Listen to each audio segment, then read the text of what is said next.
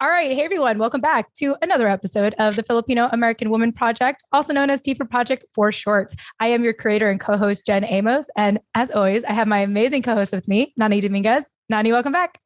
Thank you. Hello, everybody. So excited for our guest today. Yes. And, I keep forgetting that we mentioned our phone number and stuff like in the intro music. So I won't mention it this time. I'll just say subscribe to our newsletter. Yes. If you didn't catch it, it's in the show notes. Yeah, exactly. Anything you need to get a hold of us in the show notes, our email, our phone number, and a way to subscribe to our newsletter. But real quickly, Nani, let people know why it's so important for people to get involved in our newsletter. Yeah, the newsletter is where we're building community these days. So we are connecting with a lot of you guys that way. We are featuring a lot of the past guests that we've had on the show from the earlier days of the TFAW Project. We keep you guys updated with news and politics here in the US, over in the motherland in the Philippines, as well as around the world now, with help from our interns from the Bulosan Center at UC Davis. We include, if you guys are curious more about Jen and I as co-hosts and individuals and other projects that we're working on, both together and on our own, we include links to that kind of stuff. And of course, information on our latest TFAW Project releases. So join us over there if you haven't already subscribed to our newsletter. We just have a wealth of information that we give out to you guys there that you don't want to miss out on. Yeah. And so if you're wondering why we are not as active on social media as we used to be, that's why, because we are investing a lot of our time in our newsletter and obviously our private podcast show, Just Miss with Jen and Nani, which you can learn more about at biasboa.com. All right. Without further ado, I am really excited, Nani. We are interviewing another incredible person in our community. Let me go ahead and bring her on. We have Dr. Abby Hamilton, also goes by Dr. Abby. She is an industrial organizational psychologist, higher education director, and vice chairperson of the Philippine Cultural Foundation. You can learn more about her right now at drabbyhamilton.com and add her on Instagram, abbyhamilton333. And she is actually starting a YouTube series, which she'll tell us here in a little bit. So make sure you find her on YouTube as well. So without further ado, Dr. Abby, welcome to the show. Hi, guys. Thanks for having me. Yeah, it's our pleasure. And let's start with you sharing, how did you hear about our show and what compelled you to join us? Oh my goodness. So last year when I did my dissertation, my research on Filipino Americans, all of a sudden I looked online to see what already is out there, because people like you are having these conversations. I'm finding there are people who are not having the conversations that are so hungry for it. And you know that too with your audience. And so I found you guys and I thought, oh my goodness, I have to be part of this. And I just wanted to let you know too, all the trouble and all the work that you're doing for your newsletter is amazing because, I just looked at that thing and there's so many awesome things to read. I want to click, click, click. I want to read. And a lot of us need to hear that. It's never going to be old. Mm-hmm. Yeah. Thank you for saying that. And I have to give a lot of credit to Nani for working on the newsletter. She does anything that's like writing related on our show. And I'm more of like the production side. I shouldn't minimize the work that I do, obviously, but really a lot of the community building and a lot of the writing has a lot to do with Nani. So Nani, how does it feel for you to hear that from Dr. Abby? Yeah, I really, really appreciate that. I do put a lot of my time and labor of love weekly into putting that newsletter together. And like I mentioned, I also have to give credit to our interns at the Bulosan Center who also helped me a little bit with that, gathering some information. So it is a collective effort nonetheless, but yes, it means a lot that you even just open it. So if you're one of the people that has subscribed, but you don't necessarily open and read it, I suggest that you open it at the very least and just skim through it to humor me. So yes, thank you for participating in our community building via newsletter. Oh yeah. I love that you all do all this research. You know why? Because I know that when I speak, there's so much I want to tell people.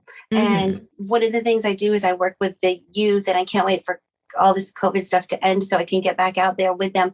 But I could take one of those newsletters and create an entire leadership conference or Know Your Filipino Identity conference on one whole day's worth from a newsletter, because we should look at one article and talk about it together. and then look at another article and talk about it together, because this is all happening inside our hearts and minds. We need to really investigate it.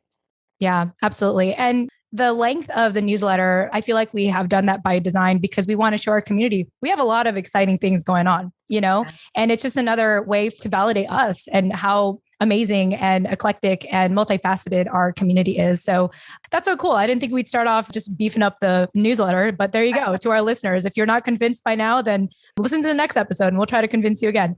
But anyway, Dr. Abby, you were born, raised, and living in Tampa, Florida. Like your life is there. So tell us a little bit about that, your experience in Tampa, Florida, and your family background. I know that your mom's a doctor from Manila and your dad was actually, you're going to have to pronounce this for me, but I'm not going to spoil it for them. But why don't you go tell us a little bit about your family background and your life in Tampa, Florida?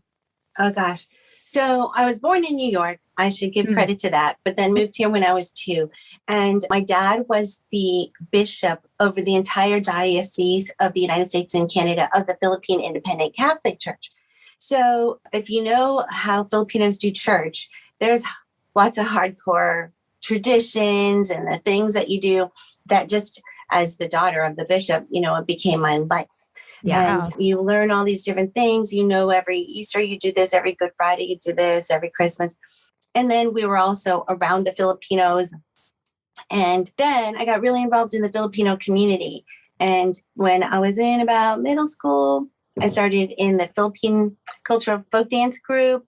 And that was hardcore, mostly because we ended up with one of the choreographers from the Bayanihan dance troupe in the Philippines. I don't know if you know about this group, but they're sponsored by the government, and everything they do is historically accurate because they have historical researchers who look at the accuracy of, each tribe they're representing and all that.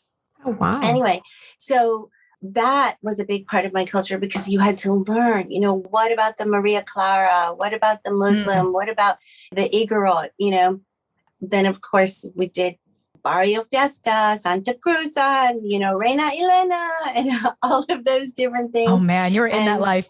Yeah. And I love it, especially because, I was born here.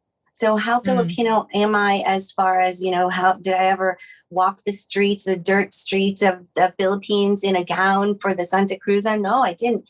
But I was Reina de las Flores. And I love being able to say this.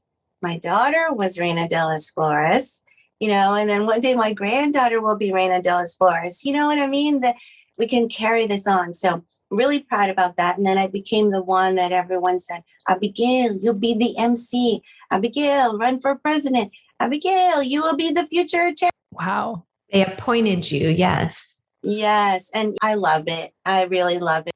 Whether you ever went to the Philippines or not, they say, how Filipino are you? Even if you're like one. I say you could be Filipino in your heart by eating bagoong, so I love that we can enhance the culture of the community here in general by being Filipino true, to the core and tell everybody how amazing our culture is. So, yeah. And then a big part of it too is sharing it with the youth. I don't want them to just be, YouTubers that, who skateboard and who play video games and then, do something else without ever really knowing. I've been coming across on Clubhouse Filipinos who are like, I know I'm Filipino, but I don't really do anything, and what a waste because they have it in them. Why not? So this is my journey. And then there's so much more from my research, that I want to share with the world. So my upbringing planted the seeds and here I am now. I just love that you mentioned this is part of your upbringing and you're just like fully owning it. I don't know, maybe for me, I just think to myself, I probably would have wanted to stray away from my Filipino identity at one point. I mean, it really took me till college to learn about my culture and, now in my young 30s to really embrace it in community with all the people we are fortunate to interview on the show. But I mean, just from a very young age, just knowing that you had that. I mean, you have to tell me, was there ever a point where you're like, I want to steer away like for a little bit? Have you ever had that? Or has it kind of you've just always had this conviction, maybe sense of responsibility and pride, to carry on what your family has, essentially bred you up to be? I'm sure maybe when I was little, I was like, yeah, I'm Filipino. We do these weird things, But then it felt good when I got in that gown, and I was like, I get to do this. And then in high school, I would bring my two best friends from high school. When I performed somewhere, they'd be like the groupies, Yeah. Your cheerleaders, yes. Yeah. And they thought it was cool, like, look, my friend does this cool thing. So, but in college, I went to a college that had like 4 Asians, I feel. I think it was only like 4 of us. And I didn't ever really talk about my Filipino stuff there. And they didn't even have a multicultural student union until my senior year. And in my senior year, I was asked to dance the pandango with the candle on my head. And I went home and got my gown with, the sleeves, the butterfly sleeves. And I walked across campus with this gown. I'm so excited to share my culture. Senior year. Okay. That means 4 years at this college. Yeah. And some girl stopped me who knew me and she goes, what the hell are you wearing? Wow. And in that moment, at first I felt like crying and running back to my dorm and like just ripping that dress off. But then I got angry. Like, who are you? Like you just showed me how completely closed-minded and ignorant you are to the culture of this world. So I got fired up, but that feeling of that mixed feeling that I had where it was like, go cry and go run to your room and never let anybody see this part of you ever again, to I'm doing this. And I had to go. I actually continued across the rest of the campus, went and danced that dance, but my heart was still beating so fast the whole entire time because all those feelings were happening. That story is still with me though, because it fuels what I want to tell everybody today. Like if they can appreciate it, then they're just ignorant. It's not like you should be embarrassed for doing something that's weird to them. Forget them. Yeah. And it's okay. You can curse on this show. I don't curse. I said okay. earlier, and that's a big one for me. So I knew what you meant though. Wow. That's just, that's like so a little bit now. Sorry. Yeah. I love it. I was just feeling your passion there, Dr. Abby, just with everything you shared just now. And I feel like I need to like collect my thoughts, but I don't know, Nani, any initial thoughts from you? Yeah, no, I think that that's just great, like really gem mom advice on how to be proud of your culture, because a lot of us, not just Filipino Americans, but Asian Americans in general, I think are taught to hide our culture. Shrink ourselves and hide our culture through experiences like that. And it's like, it just speaks to, I think, how the rest of the world looks at Americans as so like unaccepting or so just like, oh, things should be this way, and closed-minded, like you said, about other cultures and learning about other people's experiences. And it's like, no, just because we live here and we reside here and we have to exist here doesn't mean that we have to shrink who we are and where we come from. It means that we have to be louder about it, really. And yeah, it's unfortunate that so many of us have to experience those microaggressions and deal with, especially in that moment, which was such a big moment for you doing your performance or leading up to your performance, literally walking to go do it and then having that happen. And by a friend. By a friend that just threw you off so much that you couldn't even be in your right mental state going into what it is that was so important that day. And so, I'm sorry that you had to go through that. And also, I love how you kind of outlined the bubbling or boiling of emotions inside you that was like at first, you succumbed to it, that criticism from her. And second, you were like, you know what, screw that. Like, this is my day, and I'm going to show you why I'm wearing this dress. Yeah. I wish I could say I was really that strong. I mean, looking back, right? But it took a little bit. But also, one of the big things I learned is that it was just in 1965 when the Immigration Act happened that more Filipinos started coming here.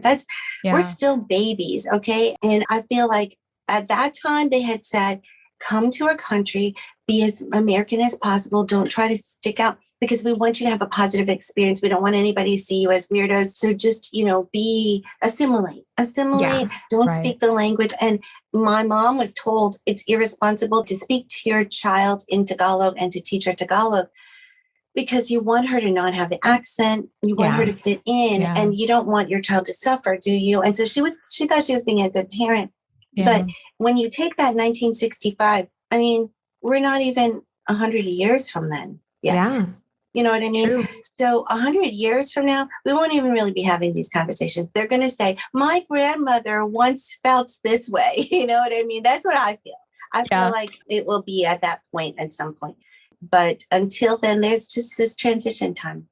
There's a lot of work to do. Yeah, I love that look ahead. And I appreciate that perspective too, because I think that we're all just so inundated with what we're dealing with right now, what's in front of our plate, and unpacking that. And then also unpacking why our parents didn't want to teach us the language, why it was so important to them for us to not have accents. You know, my grandparents told me the same thing when I was little growing up, asking them to teach me to speak the language. And they would be like, no, people don't respect you when you have an accent. And I'm like, what? I was like, you have accents, people respect you. And they're like, no, you don't even know. And I'm just like, okay, you know, there's just so much to unpack there. And so I appreciate the look ahead and the hopefulness that you have that 100 years from now, we won't even be needing to have these conversations because we're doing it now. So, yeah. Part of my hope, we've said this in like past workshops, but I want something such as our show to be the traditional media of tomorrow, because traditional media wasn't always traditional media.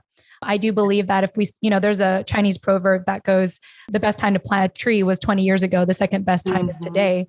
And that's how I feel about the show, is being that change for the next generation, knowing that. And I appreciate you adding that perspective, Dr. Abby, that happened less than 100 years ago, 1965. That is not too long ago. You know, like my mom was born, I think in the 1950s, you know, like, yeah, I'm pretty sure if I do the math right, she was born around that time.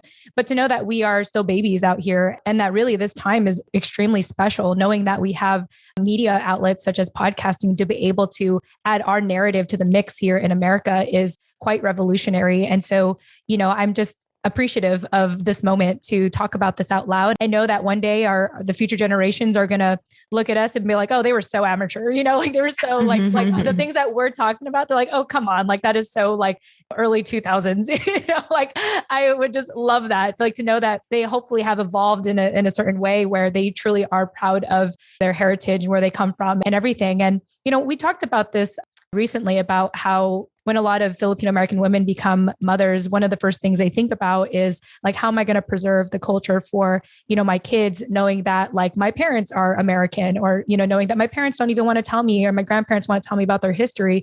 But, you know, one thing that even I noticed in the schools, like at San Diego State, which is my alma mater, is they are now having these Asian American focused centers now to preserve culture. So I feel like collectively, we are all trying to preserve the culture. We don't just have to be dependent on our parents and grandparents anymore and our relatives, but we have the whole collective wanting to make this happen. And I'm here for it. I'm excited for every single part of it. My dad used to say, you must know who Jose Rizal was. You know, like he actually had an entire bronze statue, life-size bronze statue built in front of the Philippine church that he had. And, you know, and my kids now know who Jose Rizal is. And, but I'll tell you this, I think I know not more, but I know a lot about the Philippine culture that my cousins in the Philippines don't even know. Like they'll say, oh, you know so much more because of the Philippine folk dance that I had to do. And we had to learn the different tribes and the different the different areas of the Philippines. Even now in my 40s, I feel like I'm still learning new things. Yeah. And it's up to me now to make those facts common knowledge for me. You know, like people talk about Cesar Chavez and how the Filipinos helped with the grape strikes. And like that little sentence I just said right there, I would have not known very much about it, and probably am an imposter right now because I don't really know that much to explain it to you. But I know that we did something great, and I'll reread the story again so I could just tell somebody at dinner one day, you know, and I want to be able to say, or I'm going to be able to talk about like, is it Angelino Quinto? You know, we're going to be able to talk about, you know, the things that happened here. I don't know. It's up to us though, how much we want to learn. Like the different terms that I've used, like colonial mentality, perpetual foreigner syndrome, and a model minority myth that are like, they roll off my tongue now. It's only because I was like, what does this mean again? Oh, I can tell anybody about that now. And my children, I want them to know it as common sense. Yeah, we're learning the language together. And I think that's, piggybacking off of what Jen had said, we're learning from each other's stories, whether our families wanted to help pass down that knowledge and that experience that they've had or not. We get to learn from each other. And that's what's so special about the oral history part or the storytelling part of this podcast, social media, the work that you're doing, which we would love to hear more about, because I know that that's kind of, it's clearly your mission, and we'd love to hear more about how you're kind of upholding that today. Yeah. You want me to go into it now? Yeah. Let's do it. I'll just read, I'll read a little bit for our listeners here. So Dr. Abby completed research on a relationship between Filipino culture and assertiveness, and the results of 472 Filipinos from 35 states showed that higher Filipino culture is related to lower assertiveness. So I just want to open up with that. And the key word here in our conversation today is assertiveness. So Dr. Abby? Yeah, assertiveness. That's hardcore. And I'm still learning it every single day. But it all started like this. I decided to do my doctorate in industrial organizational psychology, which, just so you know, that's psychology of the workplace. Like, what are employees experiencing? How do they feel? Those thoughts and emotions that they have. And you can run a company based on that. And if you try to run a company without knowing that psychology, then you're not doing very good. Not going to last very long. Yeah. Yeah. I mean, they used to say emotions and feelings don't have anything to do with the workforce, but who are you trying to manage? You're managing people who are driven by their thoughts and emotions. So I decided to do that major because I thought it was really cool. I'm a very touchy-feely kind of person, and I did my master's in management. So let's learn about this cool stuff. And then when I had to decide on what to do my research on for my dissertation, I was like, I'm Filipino American. A lot of people don't do things about Filipino Americans. So what is it about us? And then as I looked at different things, I realized there's this thing called the bamboo ceiling. And the bamboo ceiling is that barrier that Asian Americans meet as they're trying to get up into the higher levels of their company. And they're like, what? How am I not getting in? I'm so smart. I've been with this company for so long. And is it because people up there are like, we don't want Asians? Partly, maybe. But the book Jane Hyun wrote, Breaking the Bamboo Ceiling, says that it has partly to do with us because we hold so closely to our culture, and our culture is what's keeping us down from getting up there. Why? Because our culture says, be quiet, anak. Be quiet, anak. Do not talk. And then who's getting promoted? What are the leaders looking for? The people who can speak up, and you're like, oh no, I will not go there. I will not tell my boss that it's wrong, or I can do it differently. Just obey, right? Yeah. Just keep your head low, anak. So I was like, whoa, this is big, and it's big in the Filipino culture. Yeah. So I picked one aspect of leadership, of successful leaders, which is assertiveness.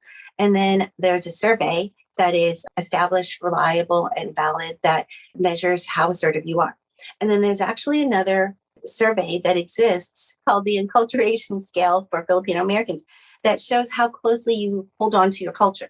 Okay. And so these questions that came up, I wanted to see, is there really like connection? Yeah. And in research, psychological research, it has to be statistically significant. You can't say, it's a little bit off. It has to be consistently both ways. So I had the Filipino Americans, the 472 or 73 Filipino Americans in 35 states, right? And I found them all online, all these people, and they did the survey. And consistently, every time they went up in assertiveness, they were low in their Filipino culture. If they were high in Filipino culture, they were low in assertiveness. And it was like, wow. I mean, it could have just been a hunch that I had or a guess, but now it's confirmed by this research. And with the research, I was able to now go into the actual survey and look at the questions and see how the questions that were asked relate to specific values like hiya, pakikisama, utang na loob. Like, am I stirring up things right now? Yeah, the Filipino psychology. Yeah. Yeah. So we're like, I want to be a good person. And to be a good person, I've always been told, do these things. But now if I want to move up in a company, do I stop being a good person? Do I be a bad person because I want to move up? No. And so my message is now, Filipino, find your voice. You can still be a good person, embrace what you learned, but know that there's a gap to fill, and you can still be assertive and not have to be that ugly person who's, rude and, confronting people in a mean way. And it's not ugly. It can be respectful assertiveness. It can be artful assertiveness. So I speak now to kind of let people know, number one, be aware of what's happening in you. Like in that one moment, oh my goodness, this is utang na loob. Oh my goodness, I'm not saying anything and I totally want to say something. And what's wrong with me? And, what can I do? And how can I assert myself, tell my boss like it is, or tell my boss and still be completely respectful? So it's huge. And it's so, what's the word? People experience this freedom now when they have their voice. They can finally say it, because what are you stuck with if you don't talk, if you don't speak up? You're in your own little prison. Yeah. And it's not fair to the company. You have all this intelligence and you're not telling anybody. So, you could tell I'm really excited about it. Yeah. And that's my YouTube series is going to be called Speak Up Anak. And it's going to be talking about all the little things, each of the different values, Filipino values, and really figuring out what can you do about it and when you know. So I love that. Yeah. Would you mind, for those of our listeners who are not familiar with Filipino psychology, the ones that you just touched on a little bit that come up in that study of assertiveness that you did, would you mind giving like a brief little overview of what each of those facets are and how they kind of manifest in those moments where you're like, oh, if I speak up in this moment, am I not being a good Filipino anymore? Mm-hmm. Yeah. So there's utang na loob, which is that debt of the heart, literally. And it's a sense of obligation. So for example, if, let's say, here's an example. You have beach plans with your friends next weekend, and your uncle, who has done so much for you and who has loved you since before you were born, and is a member of the family, has the same blood you have, right? Says, oh yeah, hey, next week I'm going to be moving and I really could use your help carrying some of those heavy boxes, into my new house. You're like, You're like, I have plans. No, utang na loob is like, forget my plans. Family comes first. Yeah.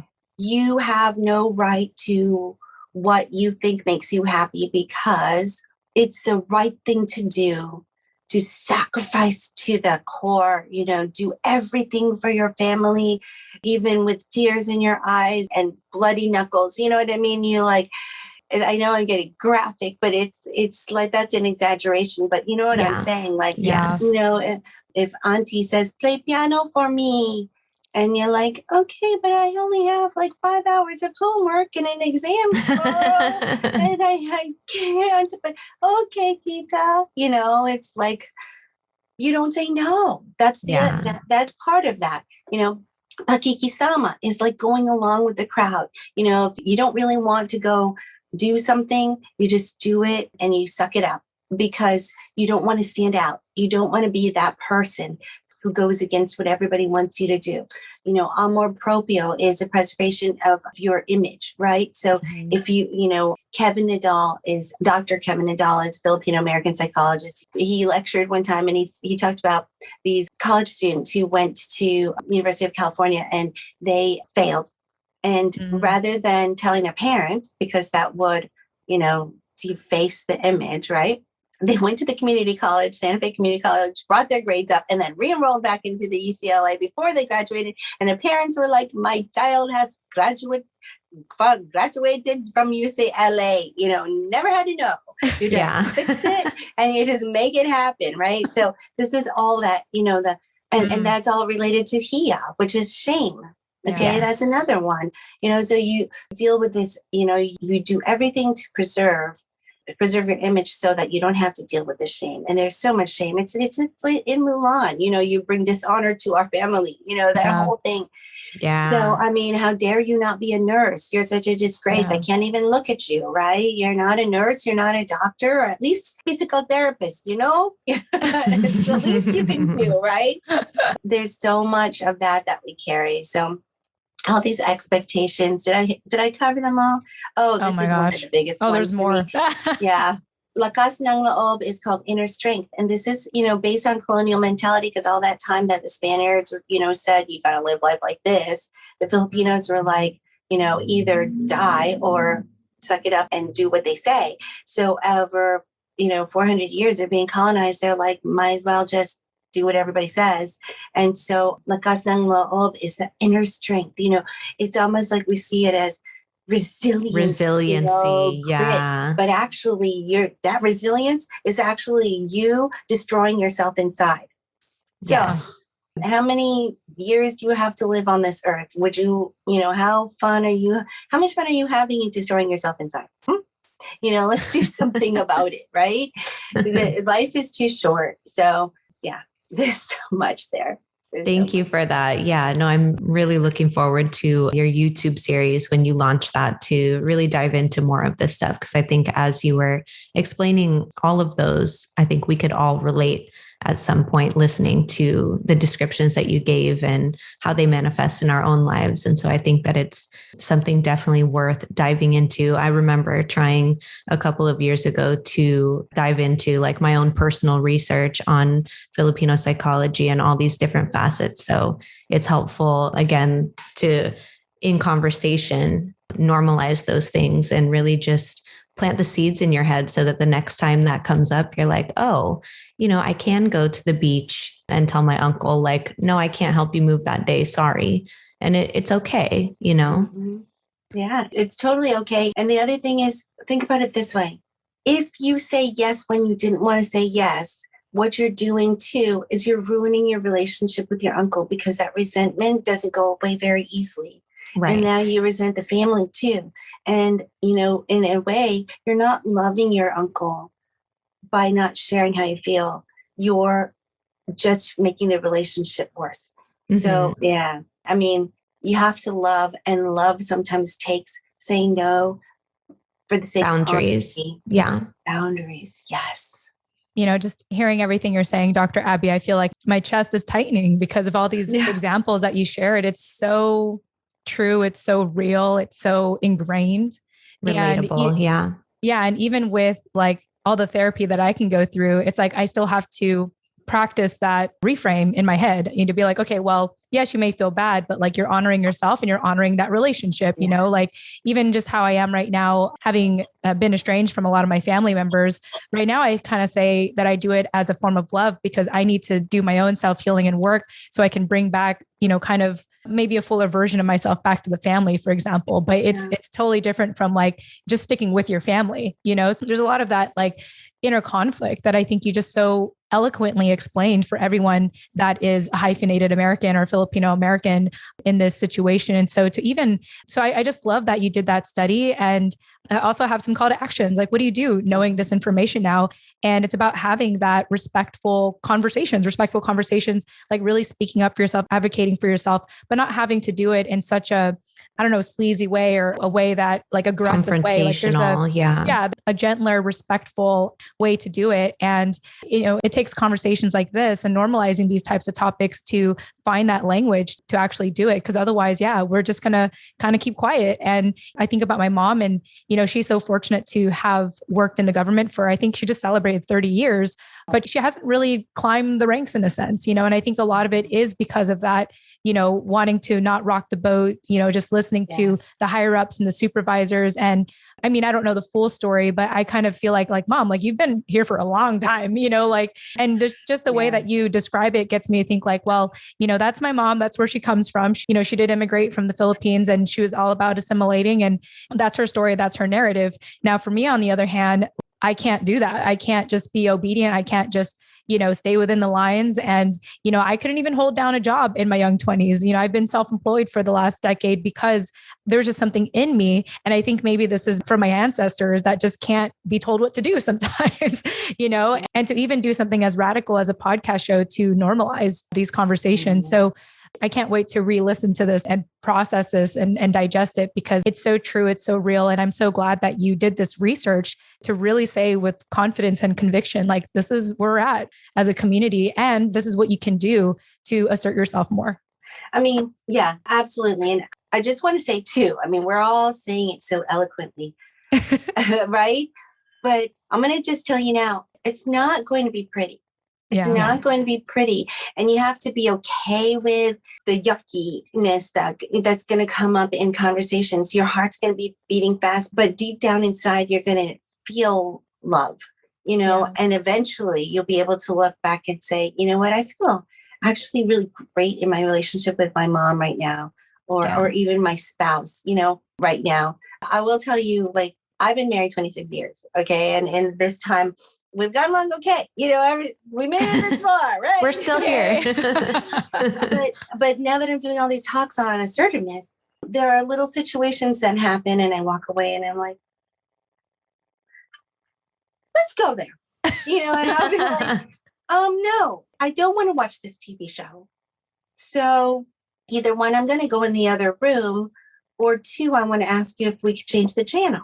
Rather than just doing what I always do, where I just sit there and watch whatever you want to watch. And I'm like, I'm being a good wife because I'm supporting my husband, or I'm letting him. I love seeing how happy he is watching the show, but I'm like, how unhappy am I though in this moment? Oh, I love this topic. Wow. I would like to go in the other room and watch a show I like, or I would like to say, can we watch a show? We have a new show that we've been watching together. We actually got to the end of the series. It's called Blacklist, and I like it and he likes it. And it's a good one. I feel like we need to have you on our private podcast, Chismes with Jen and Nani, to do an episode specifically about this. Actually, Jen, I think that's a great idea that I want to suggest. Yeah, feel free to add it to the list of topics that we're going to do. Yes, definitely make that a whole nother episode to dive into, because I at least can absolutely relate and am going through kind of the same thing myself in my own relationship. Like, okay, while at the same time, I recognize not every battle is worth fighting. When it is, I need to be more assertive about it, I think, is what I'm learning about myself and recognizing and trying to act on in real time as it plays out. So I appreciate you giving that example that is just so raw. Yeah, it's happening every day. We're growing and learning and changing. And I'm able to like end the night looking back and going, I have a pretty good marriage. Like we totally can talk. Yeah. Did it look a little ugly where he was like, you want to go in the other room? Yeah. I do. Yeah. And then we had that talk and I was like, okay. Or he was like, okay, we'll change it. Now it makes, even this many years into marriage, I can actually feel like excited about how we just leveled up. How we communicate now. Yeah. I think that is to be said for whether you're talking about, with your partner or with a family member or even with your friends or at work in corporate America. I think that as Filipinos, boundaries are just not something that we are taught to feel entitled to learn how to exercise. Yeah. And when we do, make efforts to implement them, it's like, even as we're doing it, we're second guessing ourselves. And so it takes a lot of practice and a lot of effort and a lot of like mental gymnastics, I guess, for us to be able to get to the point to where we're like, oh, this is actually benefiting these relationships. This is actually helping, me, like Jen said, show up as a fuller version of myself, and also having more healthy relationships, more honest, more genuine, more fruitful relationships, because I'm able to do that. So I think it just takes, again, a lot of mental gymnastics to get to the point where you can connect those dots and act on it again in real time. Yeah. I just love this conversation. If I'm not talking a lot, it's because I'm just I feel like y'all speaking to me right now. I'm taking it in. And I think this is worth talking about because we have to challenge, like, where are those, like, where's that coming from? Right.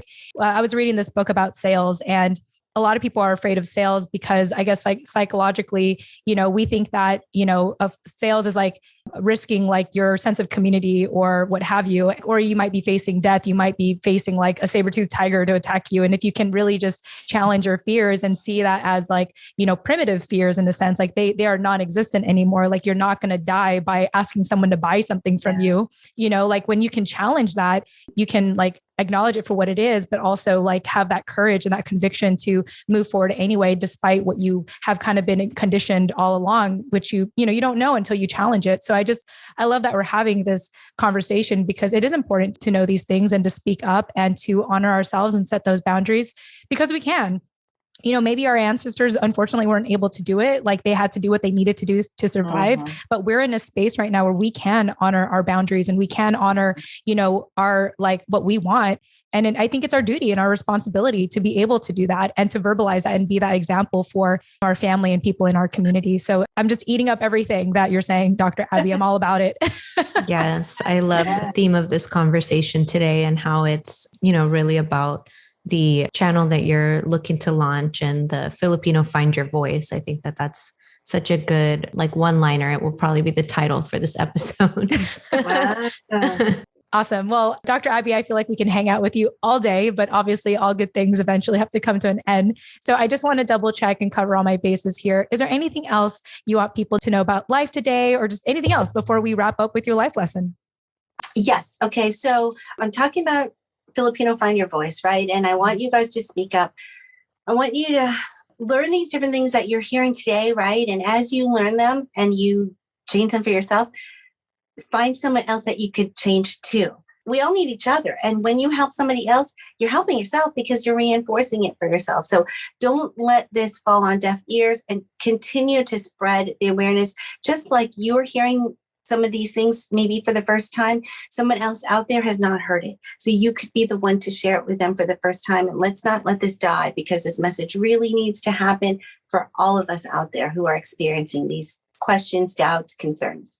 Yeah, I need a minute. No, I love it. It's beautiful. And it's interesting because, once Nani and I step out of these conversations, we're back into the real world, right? And the real world can sort of sometimes put us back in our place or remind us of our self-doubt. And so I appreciate these little time, like, what do you call it? Like this pocket of time to have these discussions and be reminded that, our voice matters and, to challenge maybe our own fears and to challenge like why we are trying to, just automatically minimize ourselves, but to actually step up and create space for ourselves and everything. So I'm here for all of it. Yeah.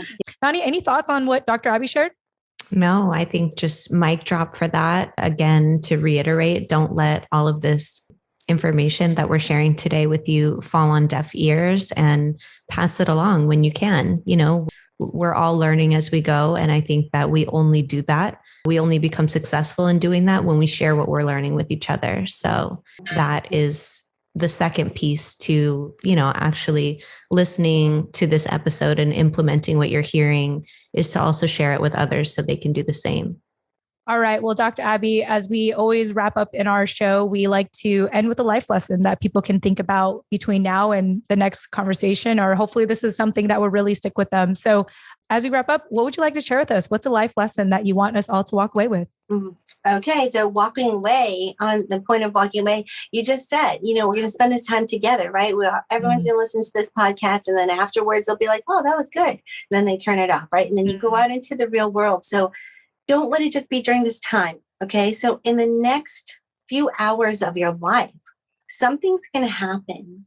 Something's going to happen where you're going to be like, I want to say something, but I don't know if I should say it, so identify like, this is one of those moments, and then say, okay, what am I going to do with this moment? Am I going to seize the moment or am I going to just be quiet again? And then in that moment, take the baby steps, say something a little bit different.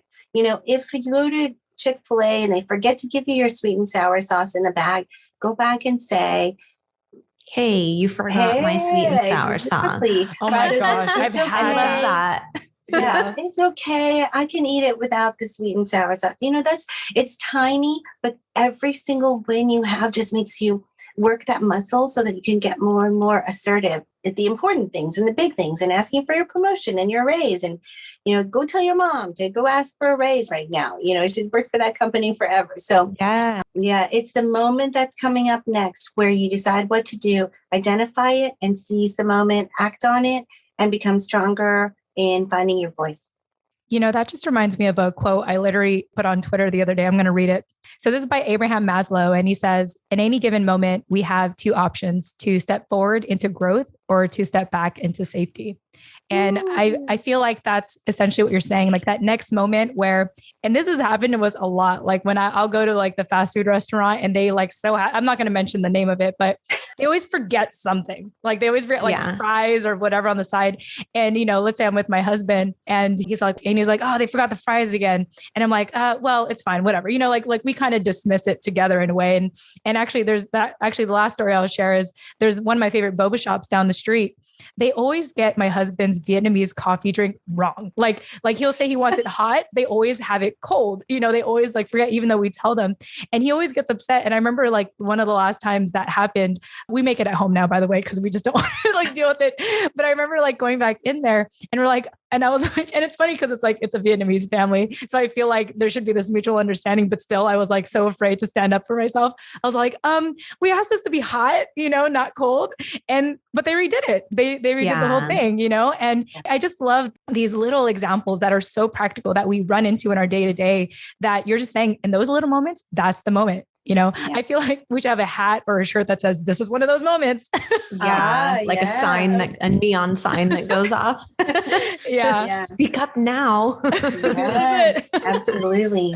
And you know what, just on that note, on the Vietnamese tea, coffee, just so you know, when you don't tell them, you're robbing them of the opportunity to improve. Right.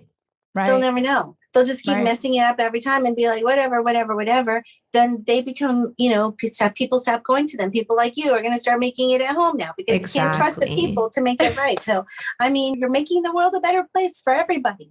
By speaking up. Yeah. Wow. It happened like a number of times though. I was like, I'm done. No, I know. I have certain places around here. Like even there's like this one Starbucks location. I drink Starbucks like every day, which is probably really bad, but there's this one location that is the same way. Like, I feel like they almost are doing it on purpose, maybe. Because if I ask for it cold, they'll give it hot. And if I ask for it hot, they'll give it cold.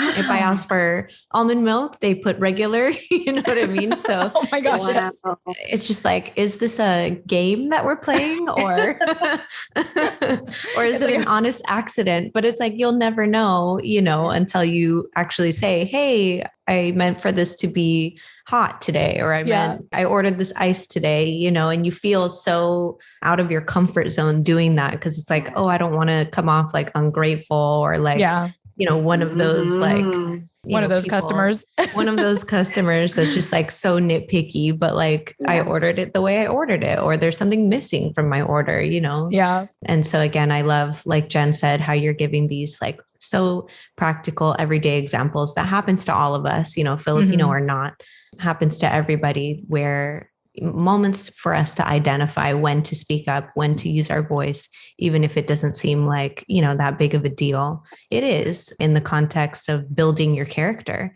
And so, you enlightened us so much today and shared so much inspiration. I think that this is going to be a really great episode for people to contemplate over the next week and again, try and implement it in their own lives and also share what they're learning and how it's impacted them. Don't forget that. Ask for those fries, y'all. And that's my life. That's what I'm taking away for myself. Ask for that hot Vietnamese coffee, not the cold one. Yeah. Dr. Abby, this has been such a pleasure and amazing moment in time to spend with you. So I just want to thank you again for being here and also your flexibility, because I know we started a little late, but just thank you so much. And anything else you want to say before I do the official wrap up? Just want to say you guys are doing an amazing job. You're already finding your voice and you are using your voice for all of us who don't know the thoughts that we're having and the feelings that we're having. You're helping us navigate that. And thank you for doing that and the difference that you're making for so many of us. Our lives are changing because of you, and just don't stop. Thank you for being an inspiration and a role model to a lot of us. You hear that, Nani? I know. Thank you so much for saying that. I want to cry. Usually we make other people cry on the show, but now I want to. I'm so glad that was recorded. That's like, I'm going to like save that little clip there. And whenever I'm feeling like I'm having a bad day, just replay it. Now, Dr. Abby, absolute pleasure having you. Thank you again so much for joining us.